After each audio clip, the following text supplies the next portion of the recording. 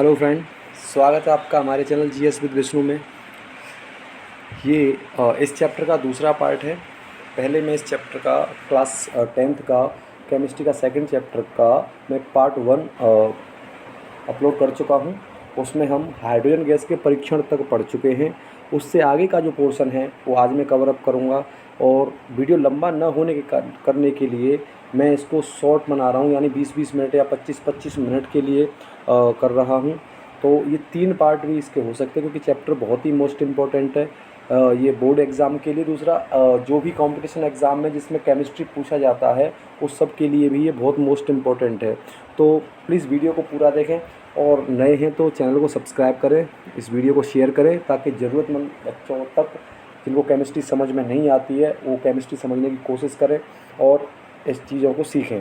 तो चलिए फ्रेंड्स, शुरू करते हैं। पहले पार्ट में हम हाइड्रोजन गैस का परीक्षण तक कर चुके हैं। इसके बाद इस चैप्टर में जो नया टॉपिक स्टार्ट हो रहा है वो है अम्ल व क्षारक की धातु कार्बोनेट तथा धातु बाई कार्बोनेट के साथ अभिक्रिया। फर्स्ट क्वेश्चन ये बनता है कि धातु कार्बोनेट क्या होता है और धातु बाई कार्बोनेट क्या होता है। तो देखिए, किसी भी धातु के साथ, यानी मैंने सोडियम लिया, अगर मैं इसके साथ CO3, क्योंकि कार्बोनेट का सूत्र होता है CO3, अगर जोड़ दूँ तो ये धातु कार्बोनेट बन गया। ठीक है। अगर मैं धातु बाई कार्बोनेट की बात करूं, तो अगर किस धातु के साथ, किसी भी धातु के साथ अगर मैं बाई कार्बोनेट का सूत्र होता है HCO3। अब बात आती है HCO3, इसको हाइड्रोजन कार्बोनेट भी बोलते हैं। ये आपको मैं टेबल अपलोड कर दूंगा, उस टेबल में शॉर्ट वीडियो में आप एक बार देख लेना। ये टेबल बहुत ज़रूरी है, ये IUPAC जो आपका फार्मूला बनाने के लिए ज़रूरी होती है। इसको आप समझना, CO3 होता है कार्बोनेट का और HCO3 होता है बाई कार्बोनेट का। तो इसके साथ अब हमको अभिक्रिया करानी है, तो अभिक्रिया कराते हैं। तो सबसे पहले हम कराएंगे अम्ल की धातु कार्बोनेट के साथ अभिक्रिया।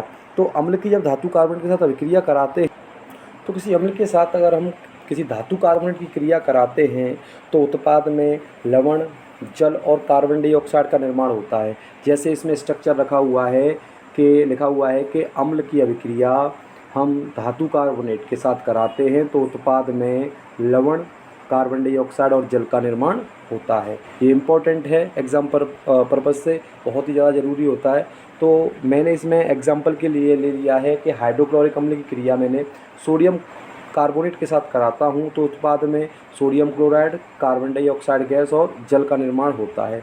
CO2 इसमें उत्सर्जित होता है, तो इसमें हम इस प्रकार का साइन भी यूज़ कर सकते हैं, क्योंकि गैस इसमें उत्सर्जित हो रहा है। अगर हम बात करें कि अम्ल की धातु बाई कार्बोनेट के साथ, क्योंकि ये हमने किसके साथ कराई है, कार्बोनेट के साथ, अगर हम अम्ल की किसी धातु बाई कार्बोनेट के साथ अभिक्रिया कराते हैं, यानी इसमें एग्जाम्पल के लिए जो मैंने लिख रखा है सोडियम बाई कार्बोनेट, यानी धातु सोडियम होता है और बाई कार्बोनेट HCO3 होता है। तो अगर हम किसी अम्ल की अभिक्रिया किसी धातु बाई कार्बोनेट के साथ कराते हैं तो उत्पाद में लवण, CO2 और जल का निर्माण होता है, यानी इसमें भी वही बनेगा। सीधी सी बात यह है कि लिखना है तो आप लिख सकते हो कि यदि किसी धातु कार्बोनेट या बाई कार्बोनेट की अभिक्रिया अम्ल से कराते हैं तो उत्पाद में लवण, जल और कार्बन डाइऑक्साइड गैस का निर्माण होता है। इसके बाद बात आती है कि क्षारक के साथ अगर धातु कार्बोनेट या धातु बाई कार्बोनेट की अभिक्रिया कराते हैं तो क्या होता है।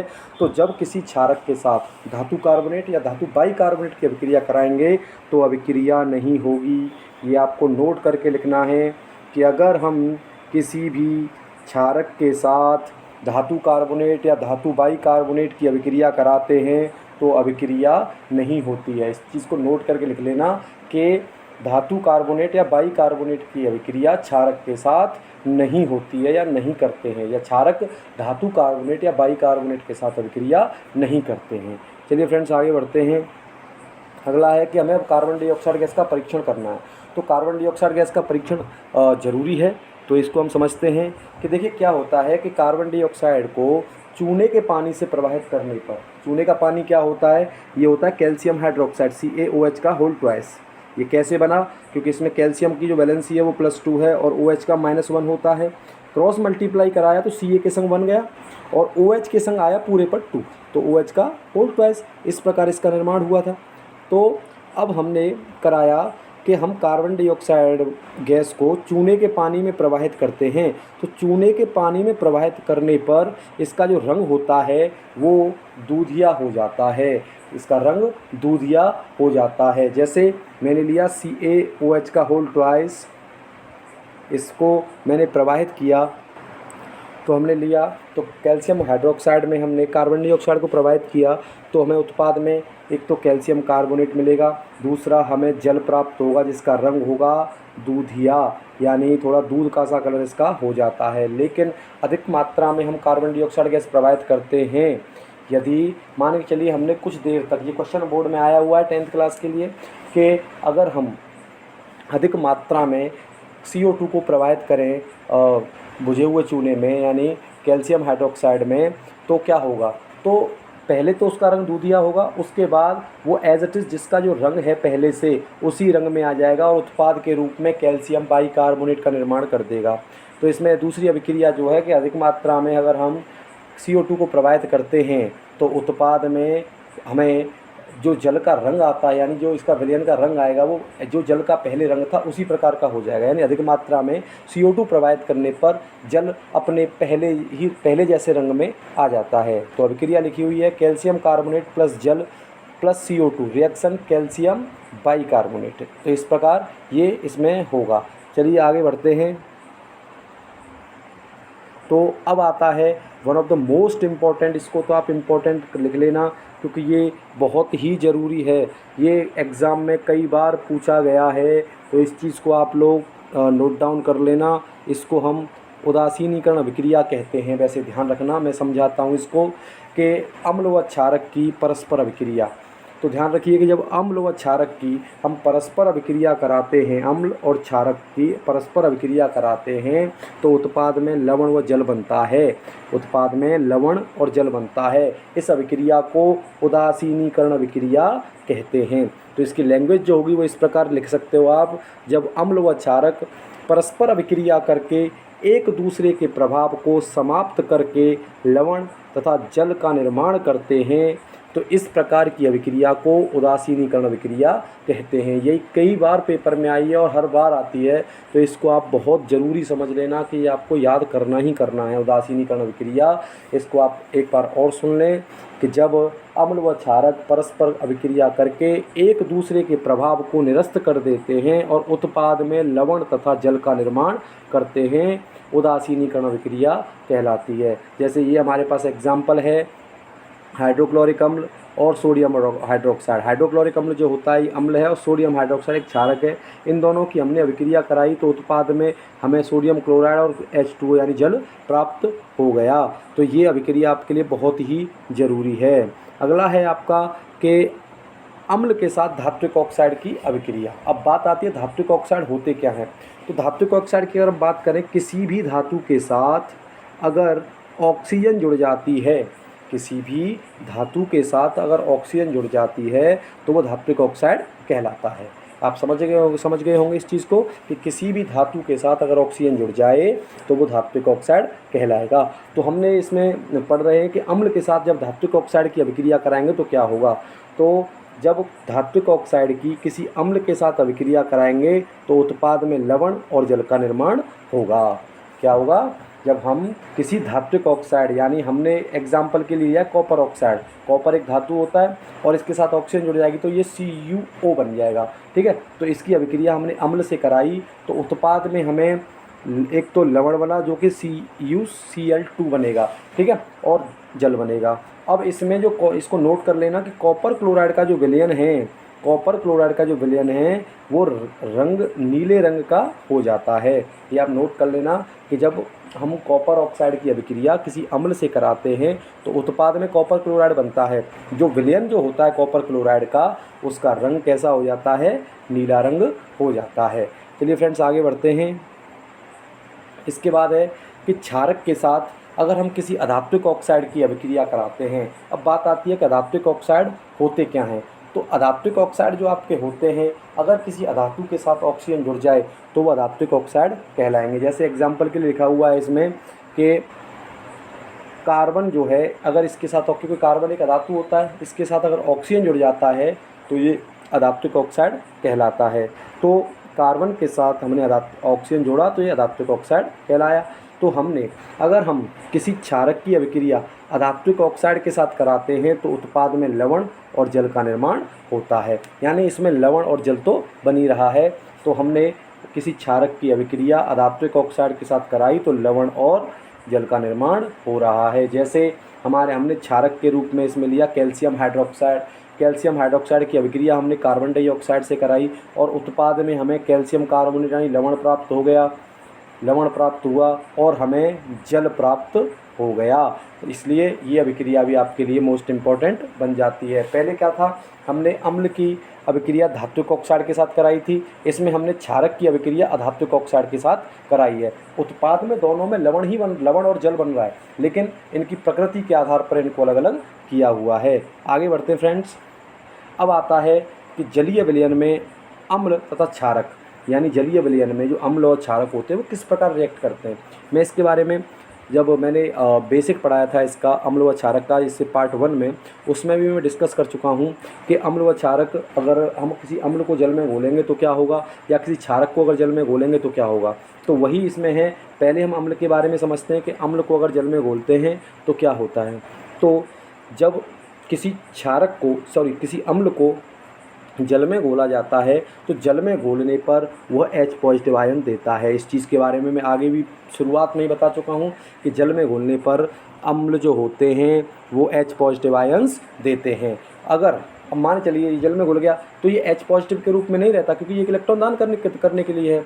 तो ये जल के साथ अभिक्रिया करके हाइड्रोनियम आयन बनाता है, हाइड्रोनियम आयन, और ये हाइड्रोनियम आयन के रूप में पाए जाते हैं। यानी जो H पॉजिटिव आयन्स होते हैं वो जल के साथ अभिक्रिया करके रिएक्ट करके हाइड्रोनियम आयन का निर्माण करते हैं और हाइड्रोनियम आयन के रूप में जल में उपस्थित रहते हैं। जैसे इस प्रकार देखिए, एग्जाम्पल के रूप में दे रखा है H पॉजिटिव आयन से, यानी अगर हम अम्ल को लिखना चाहें तो H पॉजिटिव के रूप में लिख सकते हैं।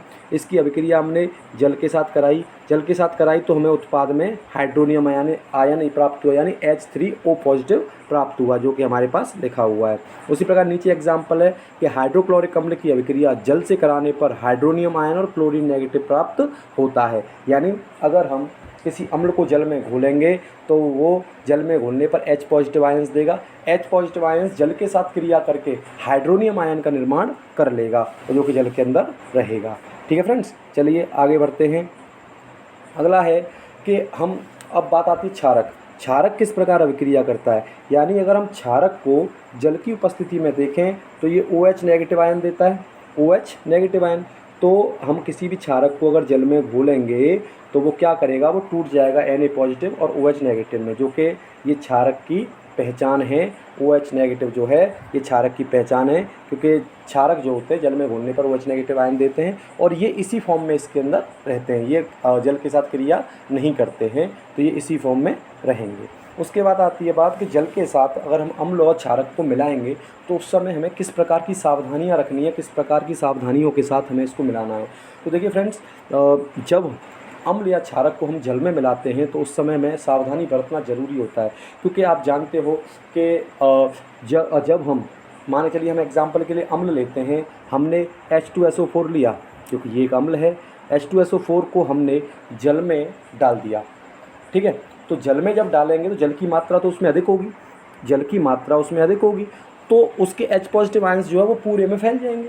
यानी एक बीकर है हमारे पास, उस बीकर के अंदर जल भरा हुआ है, जल में हमने H2SO4 की थोड़ी सी मात्रा डाली तो वो H पॉजिटिव आयन सब पूरे जल में फैल जाएंगे। अगर मान के चलिए हमारे पास H2SO4 का बीकर है और उसके अंदर हमने जल कर डाल दिया, तो जल डालने पर क्या होगा, क्योंकि उसके अंदर H पॉजिटिव आयन्स निकलेंगे और H पॉजिटिव आयन्स यानी ये अभिक्रिया जो होती है ये ऊष्माक्षेपी होती है।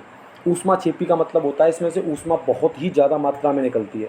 और जो अम्ल होते हैं ये आर्द्रताग्राही होते हैं, और मैंने सल्फ्यूरिक अम्ल जो लिया है ये तो आर्द्रताग्राही होता है, ये तो नमी को बिल्कुल सोख लेता है। तो ये क्या करेगा, इसमें से H पॉजिटिव आयन्स निकलेंगे तो वो हमें भी नुकसान पहुंचा सकता है। दूसरा, ये उस कांच के पात्र में, उस बीकर में जो हम अभिक्रिया कर रहे हैं उसको भी तोड़ सकता है। तो इसलिए हमें अम्ल को जल में मिलाना चाहिए, ना कि जल को अम्ल में। इस चीज़ का विशेष ध्यान रखना है। ये लाइन लिखना चाहें तो लिख सकते हो आप लोग कि हमेशा अम्ल को जल में मिलाना चाहिए, ना कि जल को अम्ल में। उसके बाद क्योंकि ये प्रक्रिया जो होती है वो बहुत ही ऊष्माक्षेपी होती है, ऐसे ही OH नेगेटिव आयंस होते हैं, ये भी ऊष्माक्षेपी अभिक्रिया होती है, इसलिए लगातार कांच के पात्र को हिलाते रहना चाहिए। ये नोट्स आपको एज इट इज़ मिल जाएंगे, तो आपको लिखने की ज़रूरत नहीं है, आप लिख भी सकते हो जो मैं बोल रहा हूँ, क्योंकि बोलते समय एक्स्ट्रा नॉलेज आपको मिल जाती है, तो ध्यान रखना है इस चीज़ का आपको। ठीक है फ्रेंड्स, आगे बढ़ते हैं। आगे है अम्ल व क्षारकों की प्रबलता। देखिए हर चीज़ को हम चक्कर तो बता नहीं सकते कि ये अम्ल है कि क्षारक है, क्योंकि H2SO4 जैसा अम्ल है उसको हम चक्कर थोड़े ना बताएंगे, इसलिए उसके लिए हमने जो है प्रबलता जांच करने के लिए सार्वभौमिक यूनिवर्सल सूचक या सर्वव्यापी इंडिकेटर, जिसको बोलते हैं यूनिवर्सल इंडिकेटर या सर्वव्यापी सूचक, उस प्रकार का हमने एक पैमाना बना रखा है हमारे साइंटिस्टों ने, उसके बारे में हम इसमें पढ़ते हैं। तो देखिए किसी क्षारक या अम्ल की प्रबलता उसके द्वारा उत्पन्न H पॉजिटिव आयन या OH नेगेटिव आयनों की सांद्रता पर निर्भर करती है। यानी कोई भी जो विलयन है वो अगर हमारे पास अम्ल है तो उसमें H पॉजिटिव आयन्स होंगे, अगर वो क्षारक है तो उसमें OH नेगेटिव आयन होंगे, और उसी की आयनों की सांद्रता ही निर्भर करती है। और किसी भी विलयन में दोनों की मात्रा होती है, या तो वो अम्ल है तो उसके अंदर OH नेगेटिव आयन होंगे, अगर वो क्षारक है तो भी उसके अंदर H पॉजिटिव आयंस होंगे, लेकिन कम मात्रा में होंगे। यानी जो आपने बायोलॉजी के अंदर पढ़ रखा होगा, जॉन ग्रेगर मेंडल ने दिया था प्रभाविता का नियम, इसमें जो प्रभावी लक्षण है वो अप्रभावी लक्षण को दबा देता है। यानी जो जैसे मान के चलिए बौना पौधा और लंबे पौधे का अगर संकरण कराते हैं तो उसमें क्या होता है कि जो बौना पौधा होता है उसके लक्षण छुप जाते हैं पहली पीढ़ी के अंदर, और उसमें जो लंबा पौधा होता है अपने लक्षण प्रदर्शित कर देता है। उसी प्रकार ये होता है। अम्ल व क्षारक की प्रबलता हम एक सार्वभौमिक या सार्वत्रिक सूचक द्वारा ज्ञात कर सकते हैं। यानी एक यूनिवर्सल इंडिकेटर बना दिया गया जिसके माध्यम से हम किसी भी अम्ल या क्षारक की प्रबलता को ज्ञात कर सकते हैं आसानी से।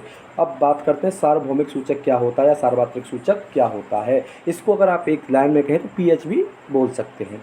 ठीक है, यह अनेक सूचकों का मिश्रण होता है।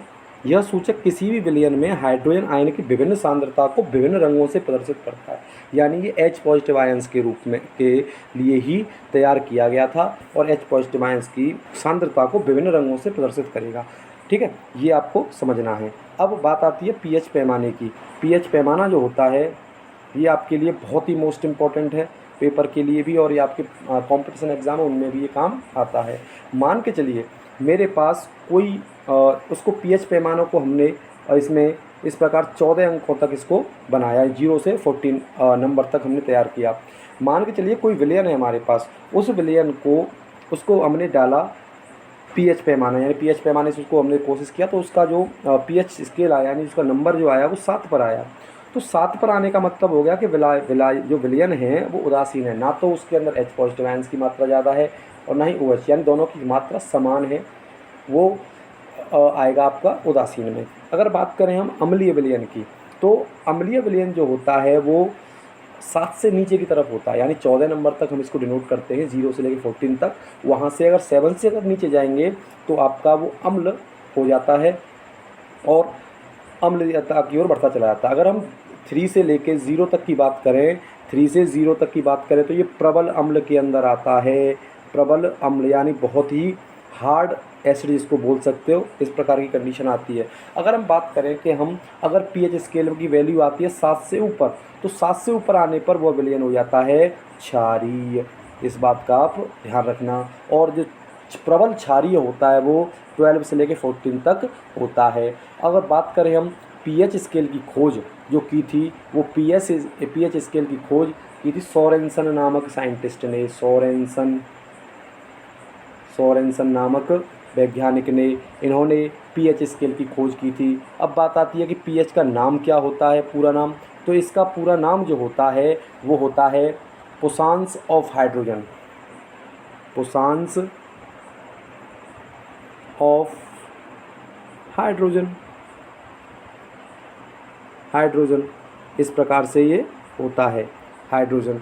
अगर हम इसकी हिंदी में नाम बात करें, क्योंकि लैटिन भाषा का नाम है, हिंदी में इसका नाम होता है power of hydrogen. Power of hydrogen, इस प्रकार इसके नाम होते हैं। और इसकी जो खोज की थी वो जर्मन वैज्ञानिक सोरेनसन ने की थी। इसके आधार पर हम किसी भी अम्ल या क्षारक की प्रबलता को बता सकते हैं पीएच स्केल के माध्यम से। अब बात आती है कि दैनिक जीवन में जो पीएच का महत्व है वो क्या है हमारे दैनिक जीवन में, इसके बारे में बात आती है। देखिए, हमारे जीवन में पीएच के अनेक महत्व हैं। जैसे हमारा शरीर जो होता है ये 7 से 7.8 पीएच के बीच कार्य करता है। यानी हमारे जो रक्त होता है इसका पीएच मान जो होता है 7.4 होता है। वैसे हमारा जो शरीर होता है ये भगवान की एक स्पेशल इंजीनियरिंग के द्वारा बनाया गया कि हमारा जो पेट होता है उधर जिसको हम बोलते हैं, इसका पीएच मान इसके अंदर, क्योंकि इसके अंदर HCl भरा रहता है, उसका पीएच मान 0 से लेकर 1 होता है। लेकिन हमारे रक्त का पीएच मान 7 से 7.4 के बीच होता है। तो हमारा जो शरीर अच्छी तरह कार्य करेगा वो 7 से लेकर 7.8 के बीच कार्य करता है। अगर 7 से लेकर 7.8 पीएच अगर हमारे बॉडी का है तो हमारा बॉडी अच्छी तरह वर्क करता है। इसके बाद बात आती है कि वर्षा का जल, अगर उसके पीएच मान की हम बात करें, वर्षा के जल का पीएच मान 5.6 से कम हो जाए तो वह अम्लीय वर्षा कहलाती है। अब अम्लीय वर्षा क्या होती है? देखिए, हम लगातार पॉलीथीन प्लास्टिक वगैरह का जलन कर रहे हैं, जलाते हैं हम इनको। जलाने पर क्या होता है, इनमें से SO2 यानी सल्फर डाइऑक्साइड गैस का उत्सर्जन होता है। सल्फर डाइऑक्साइड गैस क्षोभ मंडल की ऊपरी परत पर जाकर वहाँ पर जल के साथ क्रिया करके H2SO4 बना लेती है, जिसको हम अम्ल बोलते हैं। जब पहली बारिश होती है, क्योंकि ये बूंदों के साथ वहाँ जम जाता है, जब पहली बारिश होती है बरसाती मौसम में, उस बरसात के मौसम में ये पहली बारिश में ये बरसता है, तो उस समय अगर उसका पीएच मान 5.6 से कम हो जाए तो 5.6 से कम होने पर उसको हम अम्लीय वर्षा मानते हैं। और अम्लीय वर्षा हमारी खेती के लिए, हमारे मोनूमेंट्स, स्मारक जो होते हैं उनके लिए, सबके लिए नुकसानदायक रहती है। इसलिए 5.6 से कम हो जाए तो उसको अम्लीय वर्षा कहते हैं।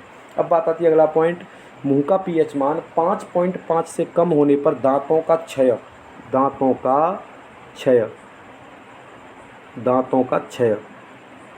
होना शुरू हो जाता है, यानी सड़ना शुरू हो जाता है। मान लीजिए चलिए आप शाम को खाना पीना खा के सो गए, आपने कुल्ला नहीं किया, ब्रश नहीं किया, उसके बाद रात भर कीटाणुओं ने वहाँ पर खूब पार्टी की, सुबह आप देखेंगे आपके मुंह से जो दुर्गंध आती है वो उसको आप खुद ही नहीं स्मेल को उसको सूंघ सकते, तो दूसरा क्या सूंघेगा। इसलिए जब सुबह तक क्या होता है कि उसके अंदर अम्ल की मात्रा जो होती है वो बढ़ जाती है। अब उस अम्ल की मात्रा को सही करने के लिए हम क्या करते हैं, अम्ल की मात्रा को सही करने के लिए हम क्षारक लेते हैं। क्षारक क्या होता है, जितने भी पेस्ट वगैरह होते हैं, जो भी पेस्ट है उस पेस्ट के अंदर क्षारक होता है। जब, और हम अभी पढ़ चुके हैं उदासीनीकरण अभिक्रिया में, जब अम्ल व क्षारक आपस में परस्पर अभिक्रिया करते हैं तो वो एक दूसरे के प्रभाव को निरस्त कर देते हैं। अब जब एक दूसरे के प्रभाव को निरस्त करेंगे तो क्या बनाते हैं, जल और लवण। तो हमारे मुंह का पीएच मान 5.5 से थोड़ा सा ऊपर की तरफ बढ़ जाता है, 5.6, 5.7 या 5.8 तक, तो हमारे मुंह की अम्लता खत्म हो जाती है। बात करें, अगला पॉइंट है हमारे पास, तो इसमें है मधुमक्खी का डंक मेथिनोइक अम्ल छोड़ता है। इस मेथिनोइक अम्ल को फार्मिक अम्ल भी बोलते हैं, इसको आप एक्स्ट्रा याद रखना क्योंकि फार्मिक अम्ल के नाम से भी इसको पूछ लिया जाता है। तो जब छोड़ता है तो उसके कारण हमें जलन व दर्द होता है। यानी जब मधुमक्खी काटती है, जिसको पीली नर्स बोलते हैं कुछ लोग, कुछ अलग अलग अपने नामों से बुलाते हैं, ततैया, बर्र, ऐसे करके जब वो काटती है तो उसमें से मेथिनोइक अम्ल निकलता है। मेथिनोइक अम्ल हमारे बॉडी को जलन व दर्द महसूस कराता है। अगर इसमें हम बेकिंग सोडा लगा लेंगे तो ये सही हो जाता है, ऐसी बात नहीं है, लेकिन अपने अपने टोटके हैं, गाँव में तो इसके अलग ही टोटके चलते हैं, तो इसमें ये निकलता है। और लास्ट पॉइंट है इस वीडियो का, क्योंकि वीडियो ज़्यादा लंबा ना हो इसलिए मैं इसको शॉर्ट में रख रहा हूँ। 3 वीडियोस में आपको मैं दूंगा, इसके बहुत ज़्यादा ज़रूरी है। इसके बाद पॉइंट जो रह जाएंगे वो लवण रसायन रह जाएंगे हमारे पास, जो कि आपके पेपर में आने ही आने, उनमें से एक तो आना ही आना, ये तो कन्फर्म है, ये तो हर बार आता है। तो अगला पॉइंट है हमारा, अच्छी उपज के लिए पौधे को एक विशिष्ट पीएच की आवश्यकता होती है। यानी पौधे जो होते हैं इनको उपज चाहिए, अच्छी उपज फसल चाहिए होती है, तो उसको अलग अलग पीएच की आवश्यकता होती है। तो ये आपके दैनिक जीवन में होने वाले पीएच के महत्व हैं। पीएच का पूरा नाम पोसांस ऑफ हाइड्रोजन या पावर ऑफ हाइड्रोजन होता है। इसको जो इसकी खोज की थी या इसको बनाया था वो सोरेनसन नामक साइंटिस्ट ने बनाया था। तो देखिए फ्रेंड्स, वीडियो ज़्यादा लंबा हो जाएगा, इसीलिए मैं इसको यहीं पर पॉज करता हूँ और पार्ट 3 के रूप में, यानी ये पार्ट 2 है इसके सेकंड चैप्टर का, पार्ट 3 के रूप में इस चैप्टर को हम ख़त्म करेंगे और हो सकता है हम इसके NCERT क्वेश्चंस भी सॉल्व करें। तो प्लीज़ वीडियो को पूरा देखें और ज़्यादा से ज़्यादा बच्चों तक इसको शेयर करें ताकि सभी बच्चों को फ़ायदा मिल सके, और चैनल को सब्सक्राइब ज़रूर करें। Thank you.